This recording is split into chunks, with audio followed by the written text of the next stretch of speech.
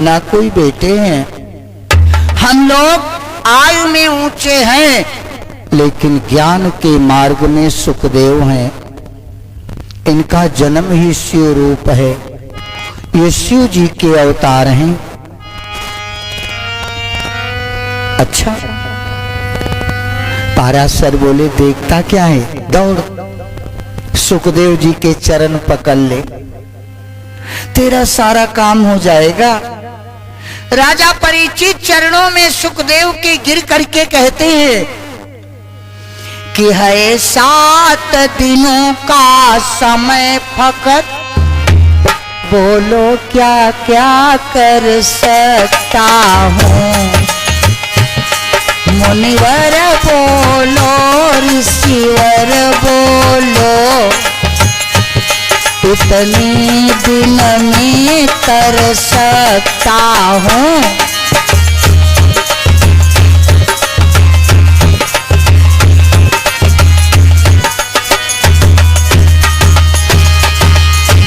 बाबा 7 दिन का समय है, क्या मैं इतने दिन में तर जाऊंगा?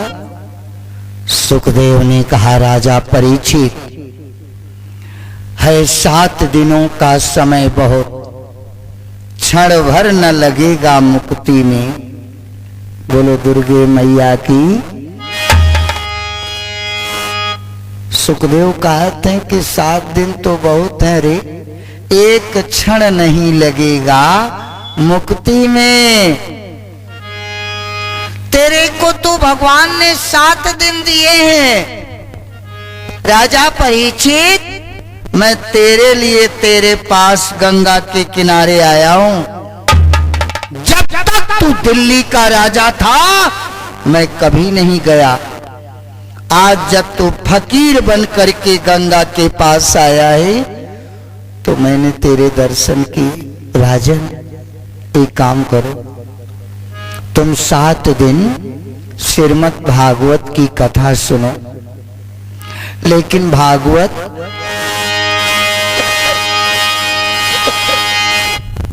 सुनने का तुम्हें मैं नियम बताऊंगा। एकाग्रचित, एक मन, मन के अंदर कोई दुर्भाव न हो, ऊंच नीच को त्याग करके समभाव बनो, एकाहारी हो जाओ। छल छोद्र कपट को त्याग करके अगर भागवत पुराण सुनोगे तो तुम्हारा शरीर वज्र का हो जाएगा, कालिया नाग तुम्हें काट नहीं सकता। लेकिन जहां पर तनिक भी शंका हुई, समझ जाओ उतना मांस तुम्हारा कच्चा रह जाएगा। राजा परीक्षित कहते हैं गुरुदेव, हर तरह हम श्याम सुंदर। भागवत किसकी है? ये श्याम सुंदर बांके बिहारी की। हर तरह हम श्याम सुंदर के सहारे हो चुके, हर तरह हम श्याम सुंदर, हर तरह हम श्याम सुंदर के सहारे हो चुके, हर तरह हम श्याम सुंदर के सहारे हो चुके। देवकी नंदन हमारे, हो देवकी नंदन हमारे, प्राण प्यारे हो चुके, हर तरह हम श्याम सुंदर।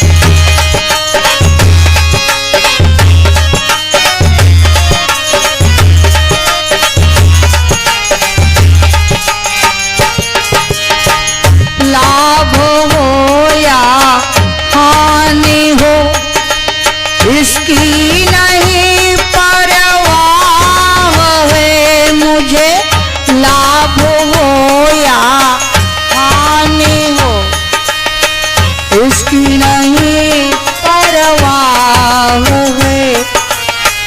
बस यही अब योग साधन अब हमारे हो चुके, हर तरह हम श्याम सुंदर।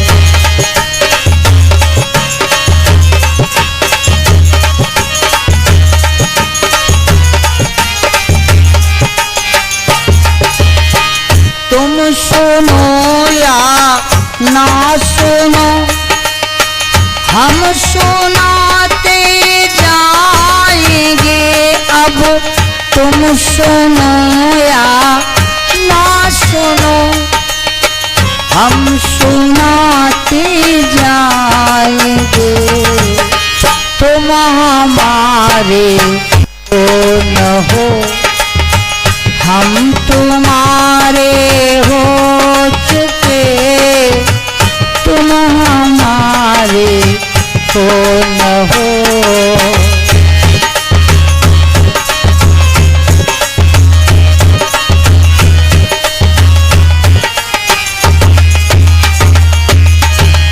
कर चुके सब युक्तियां भक्तों अब तेरे लिए, कर चुकी सब युक्तियां भक्त बस तेरे लिए। हो सके हम जिसो कदर माया से न्यारे हो चुके, हर तरह हम श्याम सुंदर के सहारे हो चुके।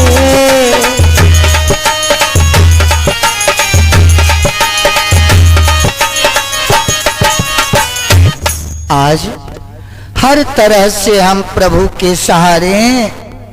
हे गुरुदेव, अब हमें भागवत सुनाओ। राजा परीक्षित को सुखदेव जी ने सबसे पहले 12 अवतार सुनाया। सनक सनंदन सनातन सनत कुमार अवतार सुनाया। कपिल मुनि का अवतार सुनाते हुए राजा परीक्षित कहते हैं, गुरुदेव हे बच्चे निकल ले ही, हम वह 3 साल वाले हैं, बदले नहीं हैं, खाली दाढ़ी बदल गई। बोलो डमरुआ वाली कीजिए। 3 लोक के स्वामी का चरित्र गुरुदेव आप सुना रहे हो। मेरा शरीर अति उत्तम है। सुखदेव कहते हैं तुम्हारी भूख लगी है, कुछ खा लो। राजा परीक्षित बोले, भूख और प्यास तो उसी दिन लगी थी जिस दिन हमने समीक मुनि के गले में नागों की माला डाली थी। अब न हमें भूख है न प्यास है। राजा परीक्षित सुनते जा रहे हैं। बताते हैं कि राजन, एक गांव में कन्नौज नगर में एक ब्राह्मण रहता है जिसका नाम है अजामिल। जाति का तो ब्राह्मण है, लेकिन काम उसके शूद्र के।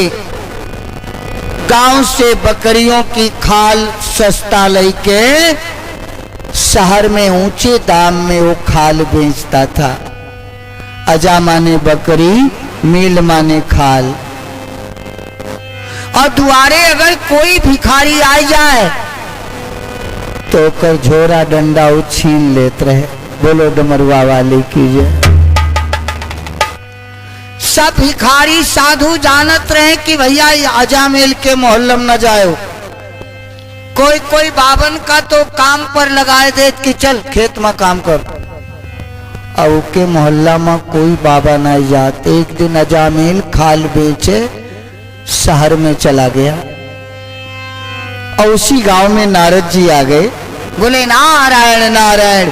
शाम हो गई। बच्चों से पूछा, भैया ये गांव में अगर कोई भगत हुए तो आज रात भर हम हुए रुकब। एक बोला अजामिल के घर बता दो।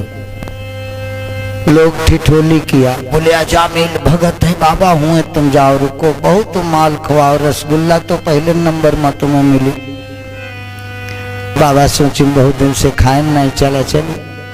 आवाज दी अजामिल, नारी बाहर निकली, बोली बाबा प्रणाम, आओ बैठो। तो गुड़ लाई, पानी लाई, आसन लगाया, रात को भोजन बना करके खिलाया।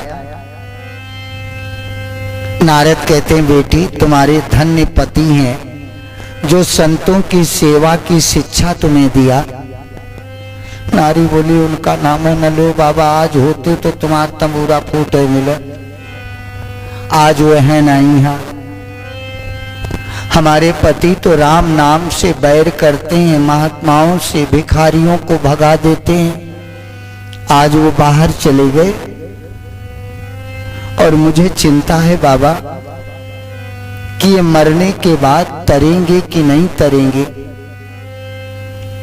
क्योंकि इनके अंदर कोई भाव भक्ति तो है नहीं, ठाकुर जी का तो नाम ही नहीं लेते।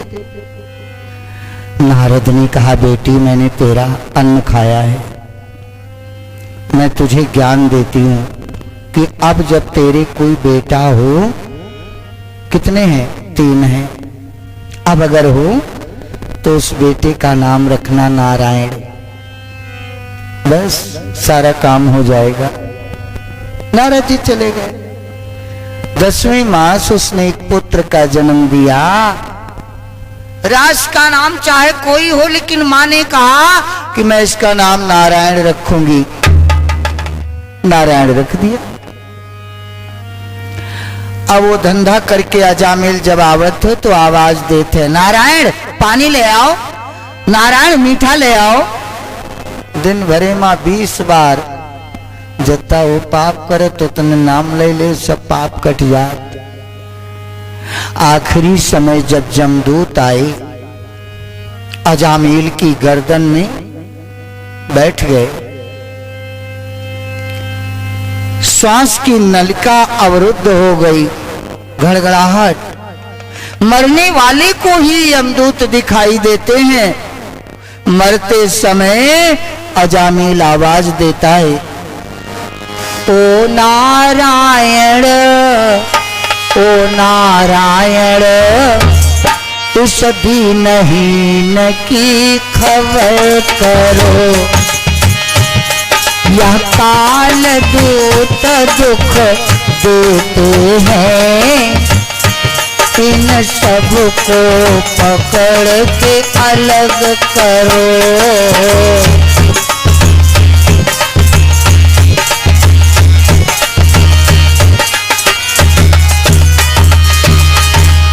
नारायण नारायण बचाओ, मुझे काल दूत लिए जा रहे हैं, इनको छाती से हटाओ। नारायण तो अपने बेटा को बुला रहा है, लेकिन भगवान का भी तो एक नाम है। भगवान अपने 4 गण भेजा कि जाओ हमारे भक्त अजामिल को ले आओ। मरते समय जीवन भर लोग भक्ति करे ठाकुर जी की, बिल्कुल कुछ नहीं गंदी चीज खाते हैं, लेकिन मरते समय का कहा भैया मछली ला दे। अरे दादा जिंदगी भर घंटी हिलाओ और आखिरी माँ जरूर बिगाड़ दे। बोलो डमरुआ वाले की जय। उतनी भक्ति करो जितना श्रद्धा। दिखावा अगर किया तो परमात्मा अंतस्थल के अंदर स्वयं बैठा देख रहा है कि तुम्हारी भक्ति कैसी है। भगवान के दूतों ने यमदूतों को मार करके भगा दिया। यमदूत को भगा करके उसकी आत्मा विमान पर लेकर बैकुंठ गए। जमदूत बेचारे रोवत चिल्लात पहुंचे धर्मराज के पास, बोले महाराज अपन दुकान बंद करो, आजकल तो पापियों का भगवान बैकुंठ में बुलावत है। धर्मराज ने कहा मरते समय क्या कह रहा था? बोले नारायण नारायण लड़का का बुलावत रे। धर्मराज बोले उनके नावा राशि तो बैकुंठ भी नारायण है, मरते समय अगर नारायण का नाम आ जाए तो मुक्ति होती है। जानते हो कैसे? नाम की महिमा न खाली जाएगी, नाम की महिमा, नाम की महिमा न खाली जाएगी, वह असर अपना अवश्य दिखलाएगी, वह असर अपना।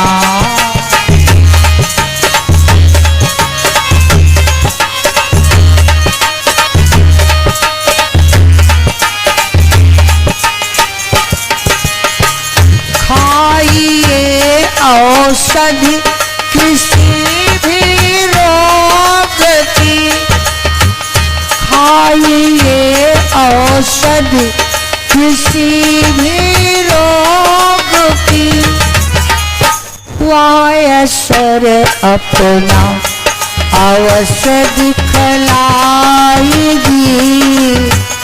राम की महिमा।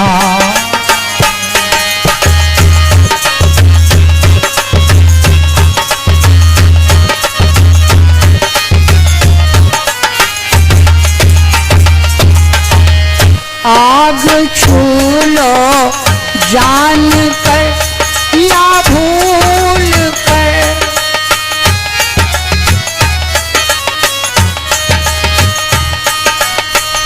आग छू लो जान कर या भूल कर, वह असर देह जलने से नहीं बच पाएगी, नाम की महिमा।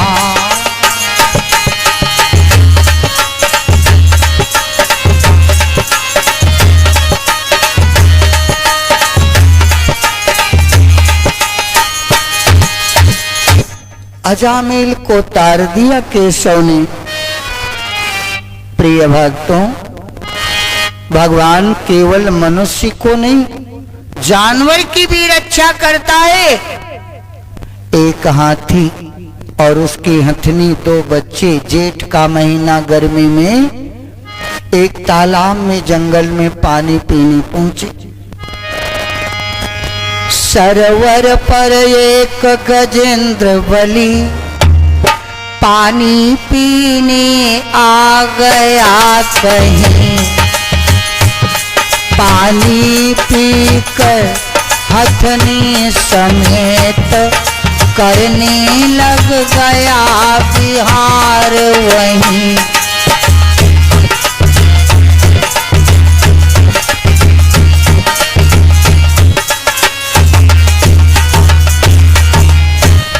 पानी की वह कल कल सुनकर यकग्राह तुरत ही निकल आया, झट पकड़ लिया है धोखे से, ऊपर नीचे कर दिखलाया।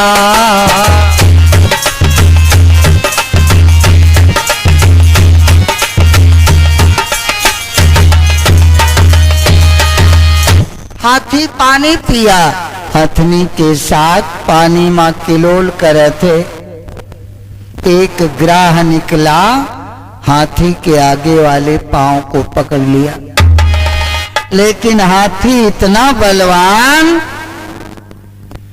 हाथी सोचा था कोई घास ओस पांव में फंसी है, घूमता रहा। धीरे धीरे जब खून निकल गया तब हाथी को पता चला कि मेरे पांव को ग्राह ने पकड़ रखा है।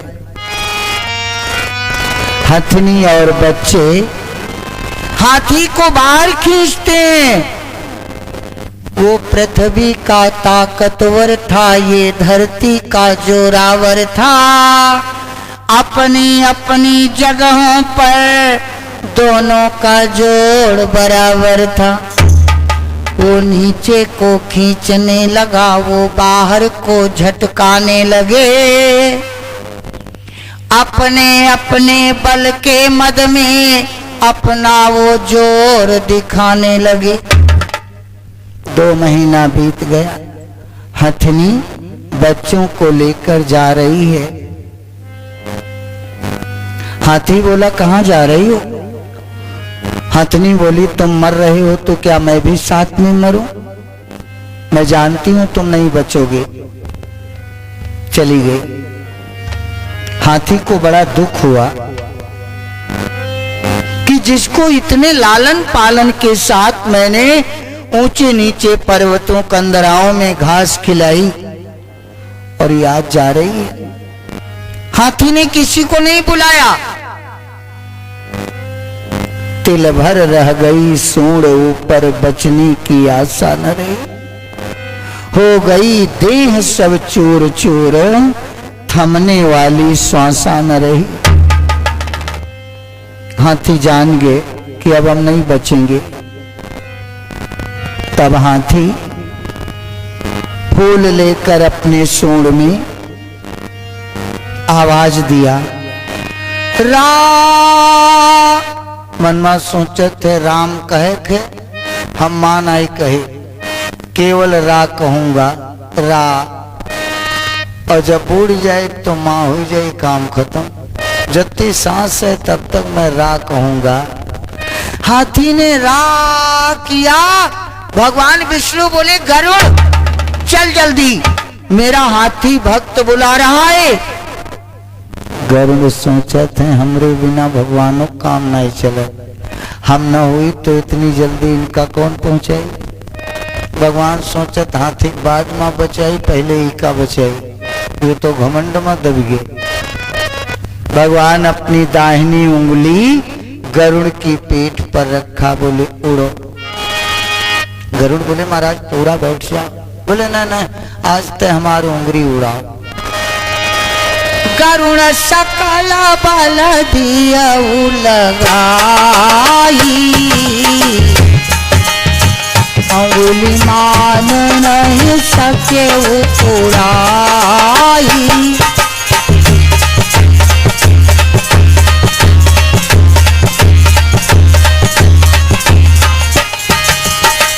तबला जीता वो गरुड़ हुई गए, त्राही त्राही कही चरण में गिरायु।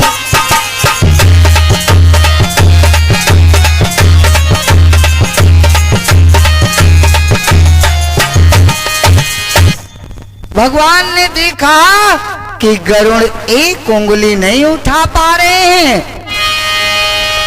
गरुड़ लज्जित हो गए। भगवान बोले, क्या बात? बोले, महाराज क्षमा करो।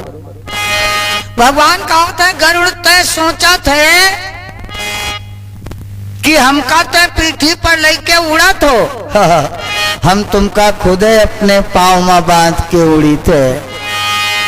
भगवान चल दिए। देखा कि ग्राह लिए जा रहा है गज को, गरुड़ पहुंच नहीं पाएगा, तो भगवान ने गरुड़ त्याग दिया। नंगे पांव ग्राह को मारी गज को उबारी, गरुड़ ध्वज बाहर आए हैं। देवों ने जय जय ध्वनि की ना, और गगन से फूल गिराए हैं।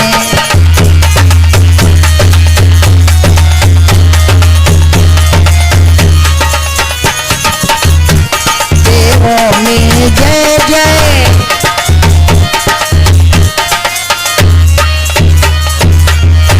भगवान ग्राह को मार के गज को उबारा।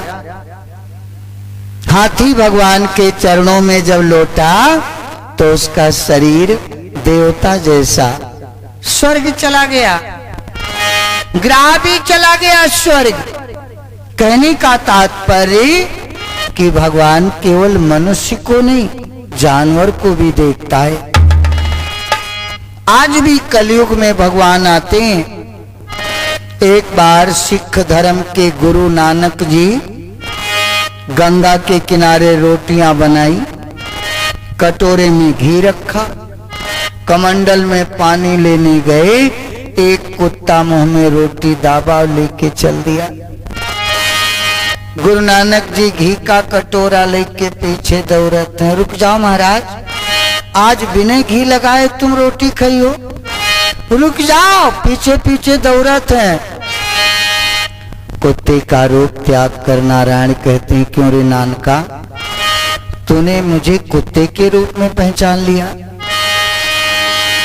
आज हम बहुत सफाई देखते हैं। जो व्यक्ति धनवान है, वस्त्रवान है, उसका बड़ा अच्छा सोफा सेट पर बैठो भैया, न कपड़ा गंदा हो जाए और कोई फटा जाए, भाई द्वार रवि थोड़ी देर में आया नाश्ता कर ले। बोलो डमरुआ वाले कीजिए। ना जाने किस भेष में आ जाए नारायण, हम पहचान नहीं पाते हैं। परीक्षा लेते हैं प्रभु। आगे का चरित्र है कंस जन्म कृष्ण जन्म। आज रात्र में आप लोग श्रीमद् भागवत का 10वां स्कंद सुनेंगे, जिसमें सौंठ और गुड़ का प्रसाद बटेगा और भगवान के जन्म का उत्सव मनाया जाएगा। एक बार जोर से जयकारा लगाएं, बोलो बांके बिहारी लाल की। आओ हमारे साथ में हनुमान जी का ध्यान करो। मंगलवार है। लहर लहर लहराए हो झंडा बजरंग बली का,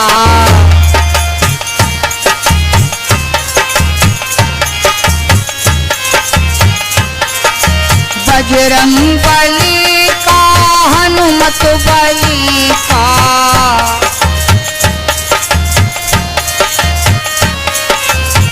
जोर से बोलो, हमका सुनाए। बजरंग बली का, हनुमत बली का।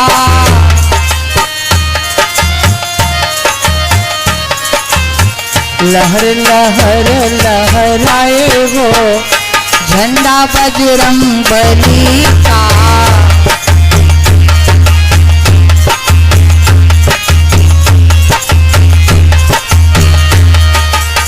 राम के काज वीर बजरंगी,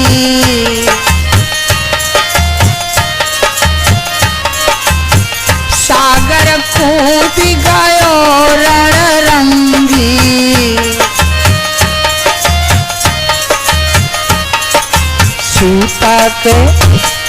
सीता के पता लगायो हो झंडा बजरंग बली का।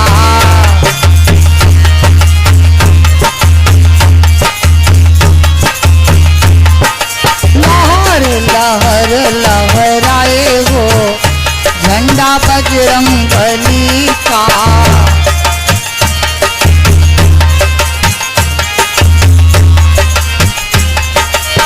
लंका जाई के लंका जा रहे,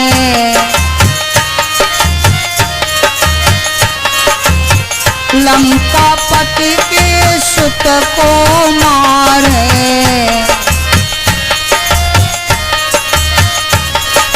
समुद्र में पूछ बुझायो हो झंडा बजरंग बली का।